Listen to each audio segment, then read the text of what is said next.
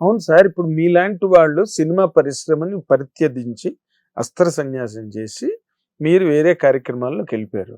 Industry పడుకోదు కదా, ఎవరో ఒకరు వస్తారు అదే ఇండస్ట్రీ. అందుకని వెళ్తుంది ఆ వాట అలా వెళ్ళి ఇలా పోతా ఉంటుంది అది అంతే. దాని ఎంతకాలం ఉంటుంది ఇది?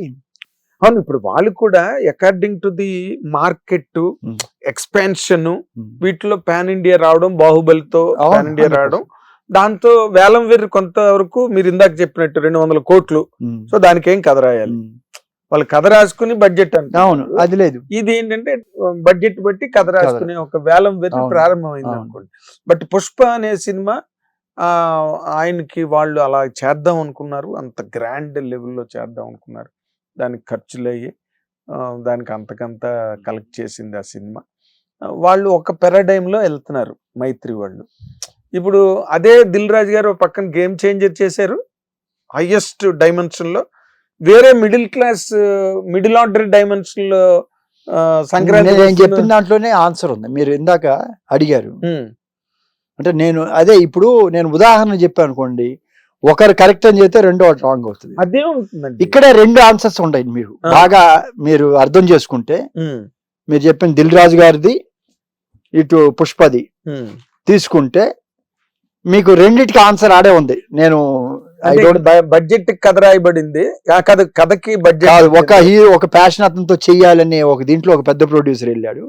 ఇక్కడ డెడికేటెడ్ గా చేసిన ఒక వ్యక్తి ఉన్నాడు, సుకుమార్ అనే వ్యక్తి. మీకు ఆన్సర్ ఉంటుంది. నేను I don't want to talk on this. అంటే ఇప్పుడు నేను అంటే కరెక్ట్ గా చక్కగా చెప్పేశారు, అరటిపండు తొక్కవలిచినట్టుగా.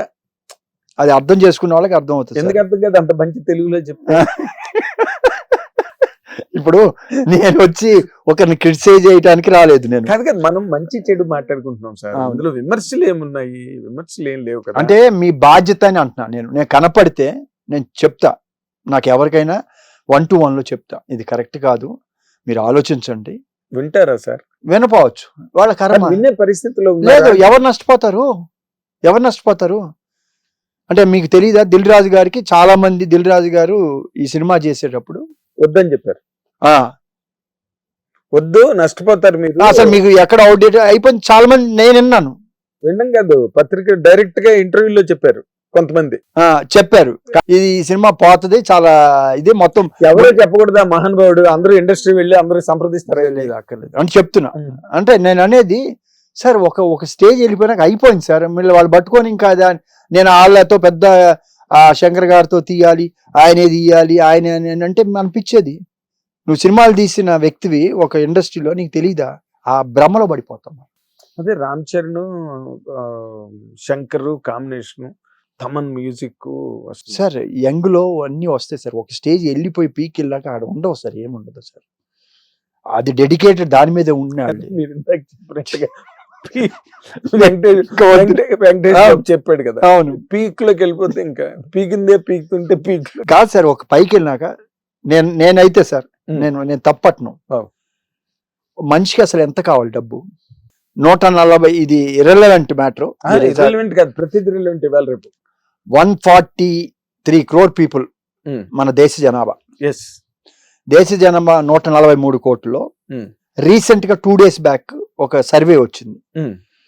10% అంటే 14 కోట్ల మంది, 14 కోట్ల 10 కోట్ల మంది ఉన్నారు. 10 కోట్ల మంది ప్రజలు ఏది కావాలన్నా, అంటే ఏం కావాలన్నా శ్రమ పడకుండా స్పెండ్ చేయగలిగే పొజిషన్ లో ఉన్నారు అన్నాడు. అంటే ఏది కావాలంటే నేను స్పెషల్ ఫ్లైట్ వేసి వెళ్దామని కాదు, విమానాలు ఇన్ జనరల్ గా విమానాలు వెళ్ళాలంటే వెళ్ళగలను, లేదా ఒక టూర్కి వెళ్ళాలంటే వెళ్ళగలను, లేకపోతే జనరల్ ఆ స్టేజ్ లో ఉన్న వాళ్ళు 10 కోట్ల మంది ఉన్నారు. Okay, 10 or 10%. మిగతా 130 కోట్ల మంది ఆ స్టేజ్ లో లేరు. దిస్ ఈజ్ 2 days బ్యాక్ వచ్చిన సర్వే లేటెస్ట్. 4 months బ్యాక్ ఒక సర్వే వచ్చింది. ఏంటంటే 10% ఆఫ్ ద పాపులేషన్ చాలా ఉన్నతమైన స్థితికి వెళ్ళిపోయారు. దేశం అంటే ఈ సంవత్సరం పావర్టీ లైన్లో నుంచి పెరిగిపోయారు. వాళ్ళ income between 8 to 10 lakhs per annum. అంటే 10% అంటే 14 కోట్ల మంది ఆ స్టేజ్కి ఈ సంవత్సరం పెరిగింది, భారతదేశం అభివృద్ధి చెందిందని ఒక 4 months బ్యాక్ ఒక ఇంటర్వ్యూ వచ్చింది, ఒక స్టాటిస్టిక్స్. అంటే ఇవాళ సాఫ్ట్వేర్ లో కానీ చిన్న ఉద్యోగాలు చేసిన 40,000, ఇప్పుడు ₹1,00,000 మాక్సిమం, 80,000 నుంచి ₹1,00,000 వాళ్ళు 14 కోట్ల మంది ఉన్నారు. అవును. ఓకే, దీనికి ముందల నేను చదివింది, నాకు టైం కరెక్ట్ గుర్తులేదు, maybe 8 months or 1 year back, మీ దగ్గర 17 కోట్ల రూపాయలు నెట్ వాల్యూ ఉంటే, అంటే net value in the sense దీని ప్రాపర్టీ విలువ 17 కోట్లని ఇవాళ పడితే మార్కెట్లో 17 కోట్లకి వెంటనే వెళ్ళిపోవాలి. నేను 35 కోట్లు అని చెప్పి అది అమ్మితే 17 కోట్లు కూడా రాకపోతే దాని వాల్యూ 17 కోట్లే. అర్థమైంది కదా? అంటే న్యాచురల్ వాల్యూ ఉన్న వాళ్ళు 1% అన్నారు. అంటే 1,44,00,000 మంది, 1,44,00,000 మంది దగ్గర 17 కోట్ల నెట్ అసెట్ అంటే ఎనీ టైం లిక్విడ్ అసెట్ లాంటి ఉన్న వాళ్ళు 1% ఆఫ్ ద పాపులేషన్. ఓకే, 70 కోట్లు ఉన్న వాళ్ళు 0.5% ఆఫ్ ద పాపులేషన్, 70 ఉన్నాళ్ళు. అంటే మన దేశ జనాభాలో 1,44,00,000 మందిలో 1,44,00,000 మంది 17 కోట్ల ఆస్తి ఉన్నవాళ్ళు మన 140 కోట్ల మందిలో. ఓకే, అదే 70 కోట్లు అబోవ్ ఉన్నాళ్ళు 70 లక్షల లోపల ఉన్నాడు. అందులో అదాని వాళ్ళందరూ వస్తారు, వాళ్ళు ఫస్ట్ సెకండ్ లో ఉన్నారు కదా. ఇంకా వరుసలో వస్తే 8 లక్షల నుంచి 10 లక్షల వరకు సంపాదన ఉన్నాళ్ళు 10% మంది, అంటే 14 కోట్ల మంది అంత సంపాదన. అంటే వాళ్ళ ఇన్కమ్ 8 to 10 lakhs. 130 కోట్లు లేకపోతే 140 కోట్ల కన్నా ఉన్నతమైన స్థితిలో మనకి భగవంతుడు ఇచ్చాడు. అంటే మనం ఏం పుణ్యం చేసుకున్నామో తెలియదు.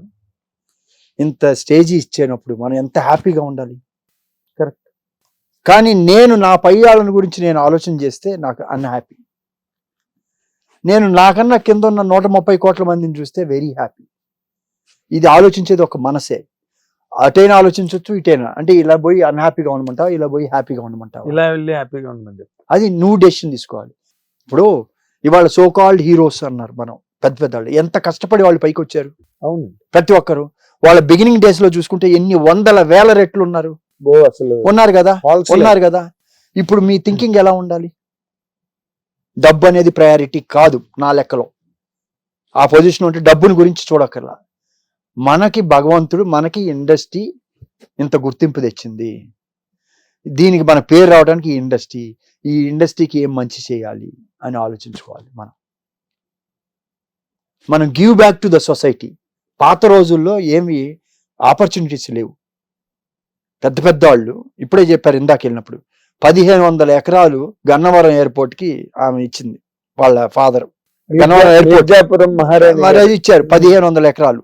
ప్లస్ ఆ పక్కన లెప్రసీ కాలనీకి ఇచ్చారు. ఇచ్చారు ఎన్ని 100 ఎకరాలు వాళ్ళు. మరి ఆ రోజు ఇన్ని ఆపర్చునిటీస్ లేవు కదా. ఇవాళ ఆపర్చునిటీస్ వచ్చినప్పుడు మనం నెక్స్ట్ జనరేషన్ కి ఏమి ఇస్తున్నాం మనం? హిట్ టీవీ యాప్, ఇందులో short news, live news, entertainment shows, movies, digital magazines తో పాటు మీ జిల్లా వార్తలను కూడా ఫ్రీగా చూడొచ్చు. ఇంకెందుకు ఆలస్యం, వెంటనే హిట్ టీవీ యాప్ ని డౌన్లోడ్ చేసుకుని ఫ్రీగా ఎంటర్టైన్మెంట్ పొందండి. Hit TV app. Hit TV app. Please download hit TV app. Hit TV app ని ఫ్రీగా డౌన్లోడ్ చేసుకుని ఎంజాయ్ చేయండి. మీకు నచ్చిన ఎంటర్టైన్మెంట్ కోసం హిట్ టీవీ యాప్ ని ఫ్రీగా డౌన్లోడ్ చేసుకుని ఎంజాయ్ చేయండి. హిట్ టీవీ యాప్ ని డౌన్లోడ్ చేసుకుని ఆస్వాదించండి, ఆశీర్వదించండి. ఇంతమంది సెలబ్రిటీలు హిట్ టీవీ యాప్ ని డౌన్లోడ్ చేసుకోండి అని చెప్తున్నారంటే ఎంత మంచి యాప్ ఆలోచించండి. అమెరికా అమెరికా అమెరికా అమెరికాలో చదవాలనుకునే వాళ్ళకి విశ్వసనీయమైన పేరు మన శౌర్య కన్సల్టెన్సీ. UK లో 1 year masters, UK లో 1 year masters, 2 years work permit up to 5 years visa. Contact Saurya Consultancy. Contact 89851 89851.